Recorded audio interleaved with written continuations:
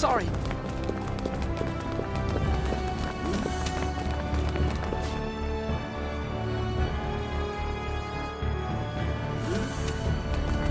The bridge. Whoa! Is there something wrong, Victor? You all right? I'm fine. I just wasn't expecting this entire room to start moving. The equipment at the Royal Institute surprised me, but this is something else. So, this is your new ship? You know it. Welcome to the latest in battleship technology. The Charles de Goale G. The previous one was a research vessel, whereas this one was built specifically for combat. Thus, it should prove more than capable of taking on Kronos' cruisers. I'm not sure I really get the difference, but both versions sound spectacular.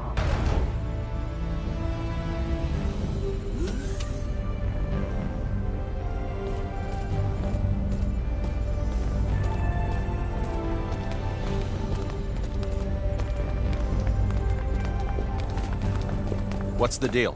The target is already well within the detection field of our ultra-long-range sensors. According to their data, the ship is heading for the Omphalos system at a speed of warp 14.3. Warp 14.3? That has to be some kind of mistake. It isn't. What's that mean? It means they can travel faster than us. This particular Charles de Goale is as advanced as Federation warship technology gets.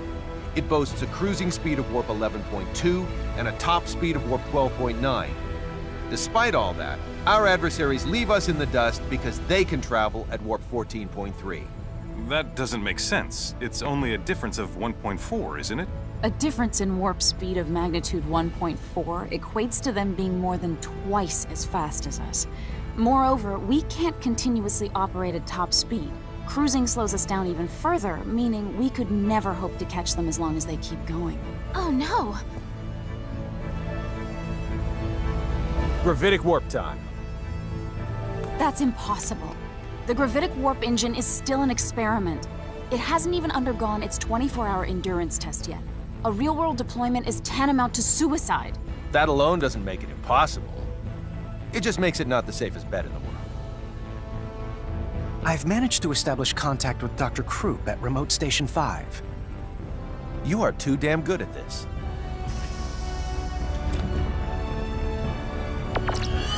Long time no see, Doctor. Long time indeed, Captain. I hear that you've decided to take the Model G out for a spin. You are indeed a Kenny through and through. Sorry about that, but this ship's imperative to my mission. Well, it has to be tested at some point. Why not make it now? By the way, while I assume there's only one reason you'd contact me at this juncture, let me ask for the hell of it. What do you want? To use gravitic warp. Denied. You're allowed to go a maximum warp speed of 11, and that's only in spurts. You've got to be joking. That's slower than normal warp speed. There's a dangerously high probability that we won't be able to control all the creation energy required to activate the gravitic warp engine. Therefore, we're forced to use the normal warp engine for energy, resulting in the aforementioned lack of speed. As concise and accurate an explanation as ever, Miss Patriciani. I fail to see your issue, Captain. The normal warp engines aboard that cruiser are state-of-the-art. You can go plenty fast. Well, the Kronos ships have a cruising speed of 14.3. What? I was totally unaware they'd come so far with their technology. How fascinating. We've surmised that their tech is likely based on symbometrics. Symbometrics, huh? You do say it directly influences the fundamental composition of matter. Meanwhile, we've barely scratched the surface of that discipline. No wonder they're ahead. We can't disregard the possibility that Kronos is able to repress creation energy, or perhaps a similar type, through the use of symbometrics. What do you have there?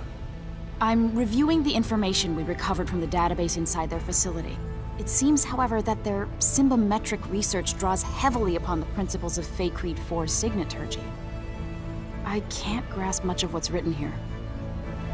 Let me see that data of yours. Although, judging by what you said, I might not be able to understand much of it at the moment.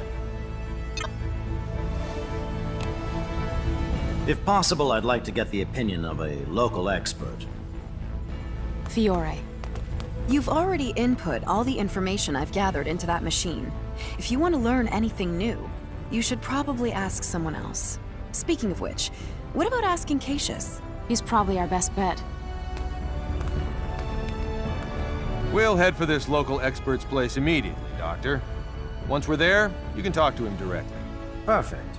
I'll set it so I can receive transmissions at any time. You know the drill, Anne.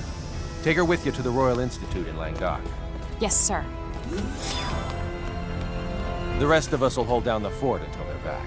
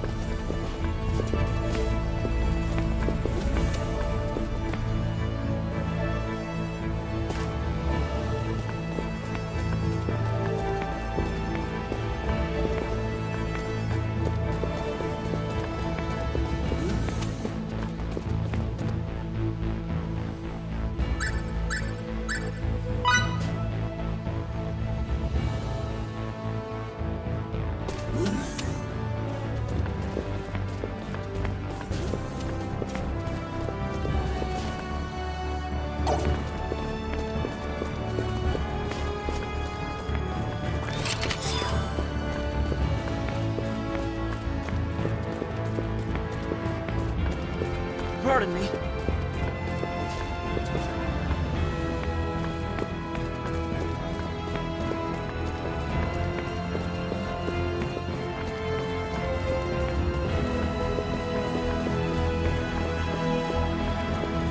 Pardon me.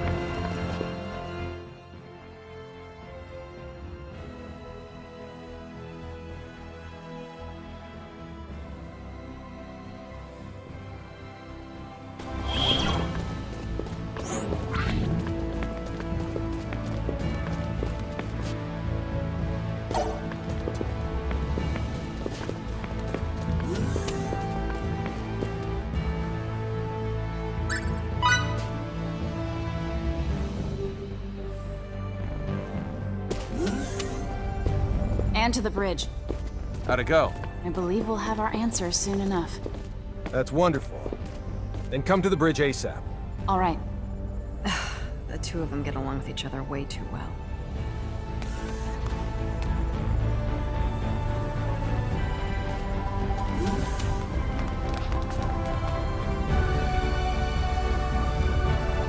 Connect me to Dr. Krupp.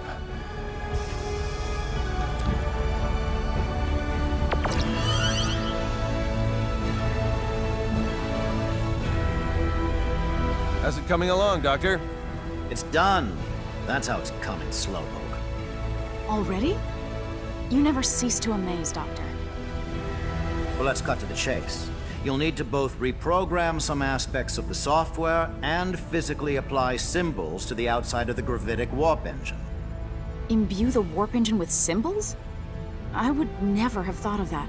It's possible, and I can rewrite the software from here, but the symbols are the real problem. Sadly for you, I'm not a symbometrics expert. I don't know a thing about how to imbue objects with symbols. Dr. Krupp, can you show me a list of the symbols we need?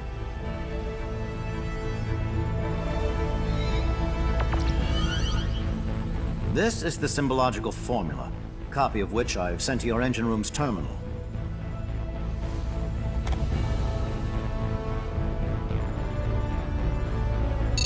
It looks pretty intricate, but I should be okay. What? Are you kidding me? They're the same as signets in principle, so... Anyway, I've never done such long and complex ones before, but I'll give it all I've got. Excellent. Say, what was your name again? Fiore. Fiore Brunelli.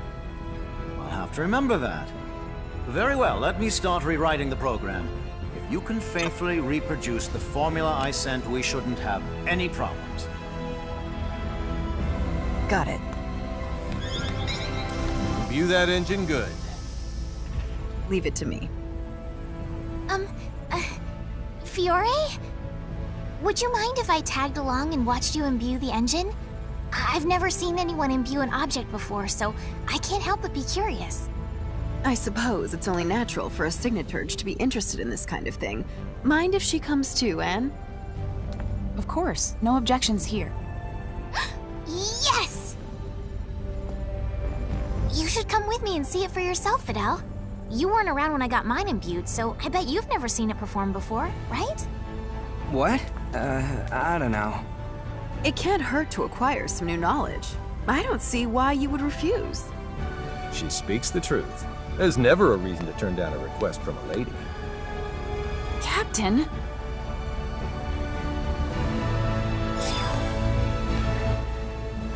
Follow me to the engine room.